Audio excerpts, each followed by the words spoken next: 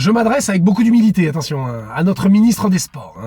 Et je vous lance cette question. Qu'est-ce qui vous empêche maintenant de légaliser le MMA en France, hein? Alors pourquoi je vous lance cette question? Vous le savez très bien. Samedi dernier a été organisé pour la première fois à Paris, en France, dans la ville lumière, au cirque Bouglione, un cirque d'hiver dans le 11e, le premier gala de MMA en France. Alors pour ceux qui ne savent pas, le MMA, Mixed Martial Arts, à l'anglaise, les arts martiaux mixtes, sont interdits. La France est un des derniers pays à interdire notre sport. On est en retard sur beaucoup de choses en France. Un petit peu comme les trains à la SNCF. Bon, ça c'est personnel. Donc, monsieur le ministre, vous avez bien vu, les combats, c'est pas dans des cages à poules, on se crève pas les yeux, on se mord pas les couilles. C'est encadré.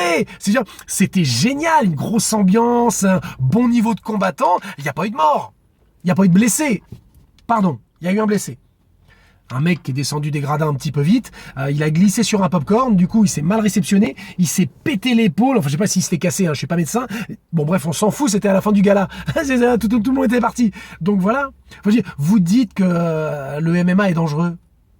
Le regretté pilote de Formule 1 Jules Bianchi, il roulait à 300 km/h sur un circuit de F1, il a bouffé une grue. Ah bah c'est sûr que même après 10 séances de rééducation, il récupérera pas. Bon, la grue va bien. Et après on dit que le MMA est dangereux. La boxe anglaise, 90% des coups, t'arrives en pleine gueule. Ah bah c'est sûr que niveau santé, c'est pas comme si tu bouffais 5 fruits et légumes par jour. Non, à la fin d'une carrière de boxe anglaise, tu fais pas la dictée de Bernard Pivot. Non, tu parles comme Franck Ribéry. Et après, on dit que le MMA est dangereux.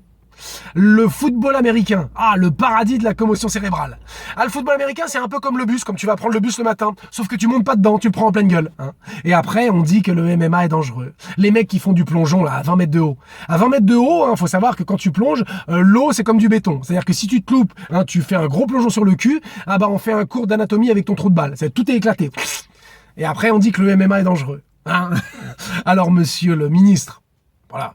Enfin, je veux dire, des excuses bidons, on en a tous inventé. Moi le premier. Ma grand-mère qui m'appelle, qui me dit « tu viens manger ?» Je lui dis « non mais je peux pas venir manger parce que ma grand-mère est morte. » En fait, je l'ai au bout du fil. Ma grand-mère est... Bon voilà, c'est une excuse de merde. Voilà, vous avez eu des excuses de merde, on passe l'éponge et on légalise. Et voilà, c'est tout. Alors il y a beaucoup de gens qui me disent « mais comment ils ont fait pour organiser ce gala de MMA ?»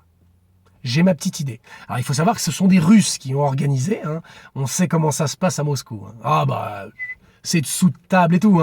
Ils ont été voir Monsieur Bouglione, ils lui ont dit bon écoute, on veut organiser une bagarre dans ton cirque, on te file 100 000 euros, tu fermes ta gueule. 100 000 euros, ça filera à bouffer à tes éléphants pendant 1 an. Monsieur Bouglione, il a dit 100 000 euros.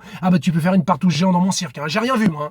Un gala de MMA dans mon cirque? Non. Non, en plus, j'ai fermé la porte. Non, j'avais personne. Voilà.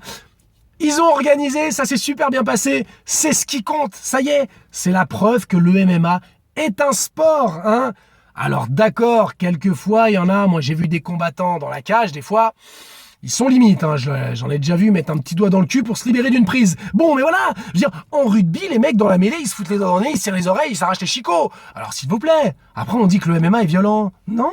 Voilà, alors c'était ma question, mon petit coup de cœur, mon petit coup de gueule à notre ministre. Voilà, légalisons notre sport, c'est tout.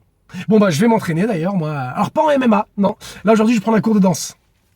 Alors c'est de la danse ouzbek. C'est-à-dire qu'on a le droit de danser et de se mettre des pains dans la gueule. Au rythme où ça va, en 2096, la France elle légalise pour les Jeux Olympiques de Saturne ou de Pluton, j'en sais rien. Mais en tout cas on y croit. Danse ouzbek, voilà. Houss.